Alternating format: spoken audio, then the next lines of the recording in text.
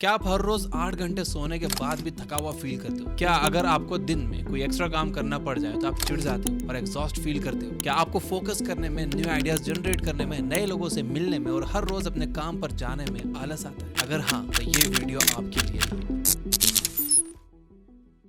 इस वीडियो में मैं आपको डॉक्टर सॉन्ड्रा डैल्टन स्मिथ के बुक सेक्रेड रेस्ट से कुछ ऐसी बातें बताऊंगा जिससे आप अपनी प्रोडक्टिविटी बढ़ा सकते हो, अपने माइंड को शार्प, फ्रेश और क्रिएटिव रख सकते हो, साथ ही अपने सोशल रिलेशनशिप्स और इंट्रापर्सनल रिलेशनशिप को भी इंप्रूव कर सकते हो। इस किताब में डॉक्टर सॉन्ड्रा कहती है कि हमें बस एक ही तरह का रेस्ट पता है जो कि है फिजिकल रेस्ट, लेकिन 7 तरह के रेस्ट होते हैं और ये सातों रेस्ट बहुत ज्यादा जरूरी है। तो आइए एक एक करके इन सारे रेस्ट के बारे में जाने और ये देखते हैं कि ये रेस्ट किस तरह से आपकी फिजिकल और मेंटल प्रोडक्टिविटी को इंप्रूव करके आपको ज्यादा फोकस्ड और एनर्जेटिक बनाती है। नंबर 1 है फिजिकल रेस्ट। ये वो रेस्ट है जिससे आप परिचित हो। हर रोज आपको कम से कम 8 घंटे की नींद चाहिए। जब आप सोते हो तो आपके मसल्स रिलैक्स करते हैं, उन्हें रिपेयर होने का टाइम मिलता है। इससे आपके ब्रेन को भी थोड़ा रिसेट होने का टाइम मिलता है। फिजिकल रेस्ट 2 तरह के होते हैं, पैसिव रेस्ट जैसे सोना या दोपहर में नैप्स लेना, एक्टिव रेस्ट जैसे मसाज करवाना या स्ट्रेचिंग करना। आप फिजिकल रेस्ट के बिना प्रॉपर्ली फंक्शन कर ही नहीं सकते, इसलिए यह जरूरी है कि आप सोने का एक प्रॉपर रूटीन बनाओ। आप एक स्पेसिफिक टाइम पर सोने जाओ और एक सेट टाइम पर उठो। आप सोने से पहले ब्लू स्क्रीन जैसे फोन्स, लैपटॉप या टीवी को पूरी तरह से अवॉइड कर दो और सोने से 8 घंटे पहले कॉफी मत पियो। अगर आपको अच्छी नींद लेने पर एक वीडियो देखना है तो आप आई बटन पर क्लिक करके उसे देख सकते हो। Number 2, mental rest. हम में से बहुत से लोग ओवर थिंकिंग के शिकार होते हैं। हमारे दिमाग में 100 थॉट्स एक साथ चल रहे होते हैं। हमारे पास कभी कभी इतने सारे काम होते हैं कि हमें समझ ही नहीं आता कि हमें स्टार्ट कहाँ से करें। डेडलाइंस, हॉबीज को परसीव करना, business stress, future planning, past के एम्बैरेसिंग मेमोरीज और सोशल मीडिया की नेगेटिविटी, ये सारी चीजें आपको मेंटली एग्जॉस्ट कर देती हैं और आपकी क्रिएटिविटी को खत्म कर देती हैं। इसलिए ये इंपॉर्टेंट है कि आप मेंटल रेस्ट लो। मेंटल रेस्ट लेने के लिए आप चीजें लिखना स्टार्ट करो। अगर आपके पास 75 काम पड़े हुए हैं तो आप उन सारे काम की लिस्ट बनाओ, फिर उसमें से सबसे छोटे और इजी काम को उठाओ और उसे तुरंत करके अपनी लिस्ट से काट दो। इस तरह से आपका मेंटल लोड थोड़ा कम हो जाएगा। आप दिन में थोड़े टाइम के लिए खुद को शट डाउन कर दो। इस टाइम आप वॉकिंग पर जा सकते हो, म्यूजिक सुन सकते हो या मेडिटेट कर सकते हो। ये थोड़ा सा टाइम ले लेने से आप ज्यादा क्रिएटिव हो जाओगे और आपका ओवरवेल्म भी खत्म हो जाएगा। नंबर 3 है सोशल रेस्ट। हम सभी की लाइफ में कुछ ऐसे नेगेटिव लोग होते हैं जिनके साथ अगर हम 15 मिनट भी बैठ जाएं तो हमारा मूड खराब हो जाता है। ये लोग नेगेटिव हो सकते हैं, क्रिटिसाइजिंग हो सकते हैं या आपके बॉस भी हो सकते हैं जिनके साथ आप कंफर्टेबल नहीं। आपके आसपास के लोगों का आपकी सक्सेस, हैप्पीनेस और हेल्थ के लेवल पर काफी इफेक्ट पड़ता है। अगर आपके सारे फ्रेंड सिगरेट पीते हैं तो चांसेस है कि आप भी सिगरेट पीने लगोगे। अगर आपके सारे दोस्त ट्विटर पर बैठकर दूसरों की बुराई करते हैं और दुनिया जमाने की कंप्लेन करते हैं तो आप भी वही करोगे। दूसरी तरफ कुछ ऐसे लोग होते हैं जिनके साथ रहने पर हमारी एनर्जी इंक्रीज कर जाती है। इनके साथ बैठने पर हम ज्यादा मोटिवेटेड फील करते हैं। ये लोग हमारे ड्रीम्स को इंकरेज करते हैं और हमें इमोशनली सपोर्ट करते हैं। तो आप उन सारे लोगों की लिस्ट बनाओ जिनके साथ रहने पर आपकी एनर्जी खत्म हो जाती है और इन लोगों को ज्यादा से ज्यादा अवॉइड करना स्टार्ट करो। इन लोगों से सिर्फ उतना ही मिलो जितनी आपको जरूरत है और साथ ही ऐसे लोगों की भी लिस्ट बनाओ जिनके साथ रहने पर आपकी एनर्जी इंक्रीज कर जाती है और इनके साथ ज्यादा से ज्यादा टाइम स्पेंड करने की कोशिश करो। अगर आप एक इंट्रोवर्ट हो तो आप दिन में 1-2 घंटे अकेले रहने की कोशिश करो। आप बुक्स पढ़ो, मूवीज देखो या खुद से बातें करो। अगर आप एक इंट्रोवर्ट होकर सारा दिन दूसरे लोगों से घिरे रहते हो तो आपकी एनर्जी ड्रेन होना तय है। इसलिए आप कुछ टाइम खुद के साथ स्पेंड करो, जैसा कि मैं करता हूँ। मैं भी एक इंट्रोवर्ट हूँ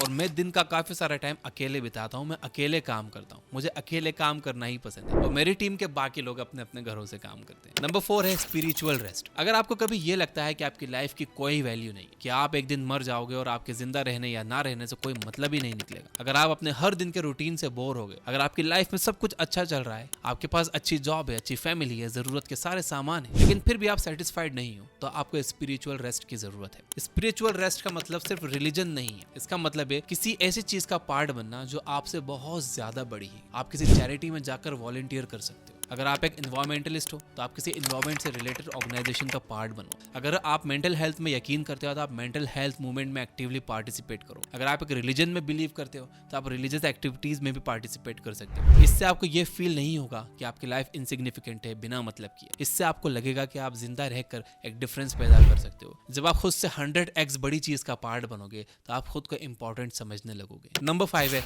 सेंसरी रेस्ट। मॉडर्न वर्ल्ड में हमारे सेंसेस हमेशा ऑक्यूपाइड रहते हैं। हम या या तो काम कर रहे होते हैं या फिर सोशल मीडिया और गेम्स में बिजी हैं। हम 1 मिनट के लिए भी अपने सेंसेस को रेस्ट करने का मौका नहीं देते। इनफैक्ट बहुत सारे लोग तो वॉशरूम में भी अपना फोन लेकर जाते हैं। वो अगर दुकान पर शक्कर लेने भी गए हैं तो जितनी देर दुकान वाला शक्कर तोल रहा है उतनी देर में वो अपना फोन यूज करने लगेंगे। इस तरह से हर दम ऑक्यूपाइड रहने से हम खुद को इंट्रोस्पेक्शन का मौका नहीं देते। हम अपने गोल्स, अपने मिशंस, अपनी हेल्थ, अपने फ्यूचर प्लान्स और अपने दिन के बारे में नहीं सोच पाते। तो सेंसरी रेस्ट के लिए आप अपने सोशल मीडिया से थोड़ा सा ब्रेक ले लो। आप अपने फोन का नोटिफिकेशन ऑफ करके उसे साइड में रख दो। वीडियो मीटिंग्स को कम कर दो। दिन में थोड़ी देर के लिए शांति से बैठो। नंबर 6 है इमोशनल रेस्ट। अगर आप एक ऐसी फील्ड में काम कर रहे हो जहां पर आपको अपने इमोशंस को फ्रीली एक्सप्रेस करना मना है तो आप इमोशनली एग्जॉस्ट हो सकते हो। फॉर एग्जांपल, अगर आप एक फ्लाइट अटेंडेंट हो, एयर होस्टेस हो, कस्टमर केयर सर्विस एजेंट हो या डिलीवरी पर्सन, तो आपको डेली बेसिस पर बहुत सारे रूड लोगों से बात करनी होती है। आपका कस्टमर चाहे कितना भी रूड हो, आपको उनसे अच्छे से बात करना होती है। इस तरह के सिनेरियोज आपको इमोशनली एग्जॉस्ट कर सकते हैं। जब आप इमोशनली एग्जॉस्ट होते हो तो आपको हर छोटी बात पर चिढ़ होने लगती है। आप कहीं का गुस्सा कहीं पर निकालते हो। इससे आपकी रिलेशनशिप्स पर असर पड़ता है। अगर आप लंबे टाइम तक खुद को एक्सप्रेस नहीं करोगे तो एक टाइम आएगा जब आप गुस्से में एक वॉल्केनो की तरह फूट पड़ोगे और इससे हुए डैमेज को रिपेयर करना इम्पॉसिबल होगा। इसलिए ये जरूरी है कि आप दिन में थोड़े टाइम के लिए ऐसे एनवायरनमेंट में रहो जहां आप अपने इमोशंस को फ्रीली एक्सप्रेस कर सको। आप ऐसे फ्रेंड बनाओ जो आपकी बातें सुने। आप एक ऐसे थेरेपिस्ट के पास जा सकते हो जो आपको ऐसी कॉम्प्लेक्स सिचुएशन से डील करने में हेल्प कर सके। एंड यहाँ पर आपने देखा कि रियल फ्रेंड्स कितने जरूरी हैं। और रियल फ्रेंड देखो 5, 6, 7 नहीं होते, 1 या 2 ही होते हैं। अगर आपको लग रहा है कि आपके 5, 6 रियल फ्रेंड है तो आप गलत फहमी में। समझदारी इसी में है कि आप अपने उन 1, 2 रियल फ्रेंड्स को पहचानो। नंबर 7 है क्रिएटिव रेस्ट। लास्टली, आर्ट को एंजॉय करना सीखो। अब चाहे आप नेचर में जाकर पेड़ पौधे, बर्ड्स और एनिमल्स को देखो और नेचर की ब्यूटी को एंजॉय करो, या आप म्यूजिक, आर्ट और मूवीज की ब्यूटी एंजॉय करो, या आप एक अच्छी पोएम या नॉवेल की ब्यूटी एंजॉय करो। आर्ट आपको क्रिएटिव एनर्जी देता है। इससे आप अपने इमोशंस को अच्छे से एक्सप्रेस कर पाते हो और दूसरों के इमोशंस को अच्छे से समझ भी पाते हो। आर्ट आपकी फीलिंग को भी एक वॉइस देता है। इसलिए आप हफ्ते में थोड़ा टाइम निकाल कर ये सारे काम करने की कोशिश करो। अब ये जरूरी नहीं है कि आप ये सारे रेस्ट कल से ही अपनी लाइफ में इंप्लीमेंट करना स्टार्ट करो। अगर आपकी स्लीपिंग हैबिट बिगड़ी हुई है तो आप सबसे पहले उसे इंप्रूव करने की कोशिश करो। जब आपकी एक हैबिट इंप्रूव हो जाएगी तो आप धीरे धीरे दूसरी हैबिट्स को इंप्रूव कर सकते हो। तो इस वीडियो की बातों को अफर्म करने के लिए कमेंट करिए यस आई विल। याद रखिए कि अफर्मेशंस में बहुत ताकत होती है।